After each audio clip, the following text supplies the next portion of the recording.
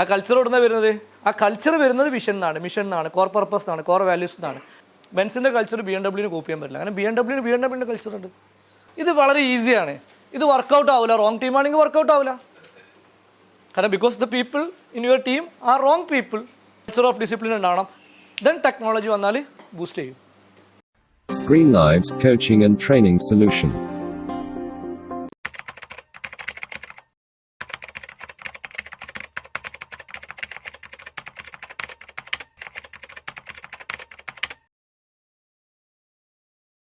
അഞ്ചാമത്തെ സ്റ്റെപ്സ് ആണ് നമ്മൾ സിസ്റ്റം ബിൽഡ് ചെയ്യാണ്. സിസ്റ്റം ബിൽഡ് ചെയ്തിട്ട് ബിസിനസ് സക്സസ്ഫുൾ ആവണമെന്നുണ്ടോ? ഇല്ലല്ലോ.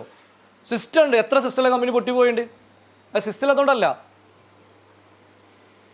സിസ്റ്റം ഇത്രയും കാര്യങ്ങൾ ചെയ്തിട്ട് വേണം നമ്മൾ. അപ്പോൾ അതുവരെ ഒരു പീപ്പിൾ ഡ്രിവൺ കമ്പനി ആണെങ്കിൽ, ഒരു ഇൻഡിവിജ്വൽ ഡ്രിവൺ കമ്പനി ആണെങ്കിൽ നമ്മൾ എന്ത് ചെയ്യണം? ഒരു സിസ്റ്റം ഡ്രിവൺ കമ്പനിയിലേക്ക് മൂവ് ചെയ്യണം. അല്ലെങ്കിൽ നമുക്ക് സ്കെയിൽ ചെയ്യാൻ കഴിയില്ല.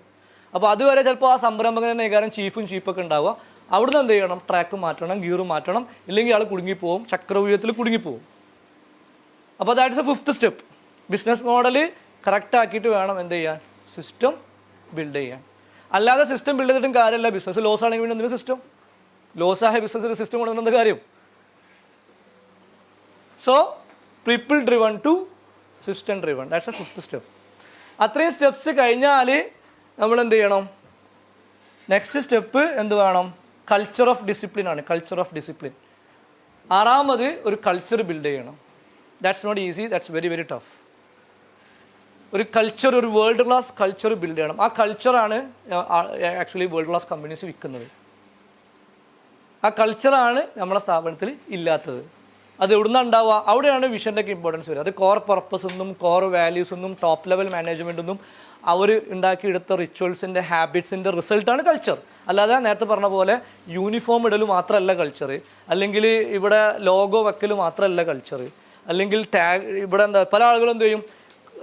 അത് പെട്ടെന്ന് ചെയ്യാൻ പറ്റും. യൂണിഫോം മാറ്റുക, പഞ്ചിങ് മെഷീൻ കൊണ്ടുവരിക. ഇത് വളരെ ഈസിയാണ്. ഇത് വർക്കൗട്ട് ആവില്ല. റോങ് ടീമാണെങ്കിൽ വർക്കൗട്ട് ആവില്ല. കാരണം because the people in your team are wrong people. Workout ആവില്ല. അപ്പോൾ അത് വർക്കൗട്ട് ആണെങ്കിൽ ആദ്യം റൈറ്റ് ടീം വേണം. ആ റൈറ്റ് ടീമിന് എന്ത് വേണം? ആ ടീമിനെ ബിൽഡ് ചെയ്യുമ്പോൾ തന്നെ കൾച്ചറും ബിൽഡ് ചെയ്യണം. ആ കൾച്ചർ എവിടെ നിന്നാണ് വരുന്നത്? ആ കൾച്ചർ വരുന്നത് വിഷൻ എന്നാണ്, മിഷൻ എന്നാണ്, കോർ പർപ്പസ് എന്നാണ്, കോർ വാല്യൂസ് എന്നാണ്. അവിടുന്ന് വേണം സ്റ്റാർട്ട് ചെയ്യാം. അത് ഒരു കൾച്ചർ. ആ കൾച്ചർ കോപ്പി ചെയ്യാൻ പറ്റില്ല. നിങ്ങളുടെ ടെക്നോളജി ആൾക്ക് കോപ്പി ചെയ്യാൻ പറ്റും, നിങ്ങളുടെ സ്ട്രാറ്റജി കോപ്പി ചെയ്യാൻ പറ്റും. പക്ഷെ ഒരിക്കലും നിങ്ങളുടെ കൾച്ചർ കോപ്പി ചെയ്യാൻ കഴിയില്ല.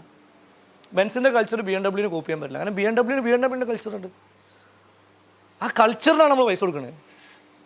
നമ്മൾ താജിൽ പോകുമ്പോൾ നമ്മൾ ആക്ച്വലി എന്താണ് പേ ചെയ്യുന്നത്? എന്താണ്? Actually we are paying for the culture, for the ambience. ആ ആംബിയൻസ് എന്ന കൾച്ചറാണ് അല്ലേ? ഓൾട്ടോന്ന് നമുക്കത് കിട്ടാത്തതുകൊണ്ടാണ് നമ്മൾ എന്ത് ചെയ്യുന്നത്? വേൾഡ് ക്ലാസ്ക്ക് പോകുന്നത്. World class company gives world class culture. So a culture of discipline ആണ് എന്ത്? ആറാമത്തെ steps. Then 7th one, technology accelerate your business. Technology business കൊണ്ടുവരില്ല. ടെക്നോളജി ബിസിനസ്സിനെ ആക്സലറേറ്റ് ചെയ്യുള്ളൂ. പല ആളുകളും വിചാരിക്കുന്നത് നമ്മുടെ നാട്ടിലെ സ്റ്റാർട്ടപ്സ് ഒക്കെ പെട്ടുപോകുന്ന പണി എന്താ വെച്ചാൽ ഇവർ ആദ്യം തന്നെ എന്ത് ചെയ്യും? വെബ്സൈറ്റിൽ ഇൻവെസ്റ്റ് ചെയ്യും, അല്ലെങ്കിൽ IT ഇൻവെസ്റ്റ് ചെയ്യും, വലിയ മൊബൈൽ ആപ്പ് വാങ്ങി സ്വന്തമായിട്ട് മൊബൈൽ ആപ്പൊക്കെ ഡെവലപ്പ് ചെയ്യും. ബിസിനസ് ഉണ്ടാവില്ല. 97% സ്റ്റാർട്ടപ്സും ഫെയിലിയറാണ്. നമ്മൾ കാണുന്ന പോലെ ഒന്നുമല്ല. അതിങ്ങനെ ബബിൾസ് പോലെ ഇങ്ങനെ കിടക്കുകയാണ്. ആകെ ഒരു സ്റ്റാർട്ടപ്സിൽ ഉള്ളത് ആരാ? സ്വിഗ്ഗി, സൊമാറ്റോ, അങ്ങനെ കുറച്ച് പറയാനുണ്ട്. ഓരെണ്ണം നഷ്ടത്തിലാണ്. ഒരു കളിച്ചിന് കളി വേറെ ആയതുകൊണ്ട് ഒരു മാർക്കറ്റ് ക്യാപിറ്റലൈസേഷൻ കളിക്കുന്നതുകൊണ്ടാണ്. അല്ലാതെ കസ്റ്റമേഴ്സിനൊന്ന് പ്രോഫിറ്റ് വാങ്ങിയിട്ടൊന്നുമല്ല ഇവർ ബിസിനസ് ചെയ്യുന്നത്. അപ്പോൾ ടെക്നോളജി ഉണ്ടായതുകൊണ്ട് മാത്രം എന്ത് ചെയ്യൂല? ബിസിനസ് നിൽക്കില്ല. ടെക്നോളജി ബിസിനസ്സിനെ ആക്സിലറേറ്റ് ചെയ്യും അല്ലേ? നിങ്ങൾക്ക് ഓൾറെഡി എന്ത് വേണം? ഈ പറഞ്ഞ സാധനങ്ങളൊക്കെ ഉണ്ടാവണം. നല്ല ലെവൽ 5 ലീഡർഷിപ്പ് വേണം, റൈറ്റ് ടീം വേണം, ലോങ് ടൈം വിഷൻ വേണം, ദെൻ ബിസിനസ് മോഡൽ ഉണ്ടാവണം, സിസ്റ്റം ആൻഡ് പ്രോസസ്സ് ഉണ്ടാവണം, കൾച്ചർ ഓഫ് ഡിസിപ്ലിൻ ഉണ്ടാവണം. ദെൻ ടെക്നോളജി വന്നാൽ ബൂസ്റ്റ് ചെയ്യും. അല്ലാതെ ടെക്നോളജി കൊണ്ട് മാത്രം ഒരു കമ്പനി എന്താ ഗ്ലോബൽ ലെവലിലേക്ക് പോയതായിട്ട് എൻ്റെ അറിവിൽ ഇല്ല. ബൈജൂസ് ഒറ്റ ദിവസം കൊണ്ട് പൊട്ടി മുളച്ചതല്ല. 16 കൊല്ലം 20 കൊല്ലമായിട്ട് പുള്ളി എന്തുണ്ട്? മാർക്കറ്റിലുണ്ട്. അത് പുള്ളിയുടെ അതിനെ ടെക്നോളജി ആക്സലറേറ്റ് ചെയ്തു. ഐഡിയ ഫ്രഷിനെ ടെക്നോളജി ആക്സലറേറ്റ് ചെയ്തു. ടെക്നോളജി വെച്ചിട്ട് മാത്രം ബിസിനസ് ഉണ്ടാക്കാൻ പറ്റില്ല. അത് ടെക്നോളജി ആക്സലറേറ്റ് ചെയ്യുന്നതാണ്. ഓൽക്ക് ബിസിനസ് മോഡലുണ്ട്. അല്ല, ആ മോഡൽ കറക്റ്റാണ്. അതായത് മോഡൽ പറഞ്ഞാൽ ബിസിനസ് മോഡലിൽ 9 കളങ്ങളുണ്ട്. ഓരോ കസ്റ്റമർ സെഗ്മെന്റ്, വാല്യൂ പ്രൊപ്പോർഷൻ, ഓരോ ചാനൽ, ഓരോ കസ്റ്റമർ റിലേഷൻഷിപ്പ്, ഓരോ റവന്യൂ സ്ട്രീംസ് എല്ലാം കറക്റ്റാണ്.